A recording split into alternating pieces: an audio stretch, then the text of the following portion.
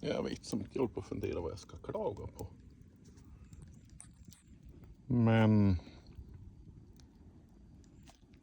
ja, det skulle vara att korven var för het eller ölen för kall eller solen för stark. Men nej, det är väl inte lönt att klaga på sånt. Behagligt.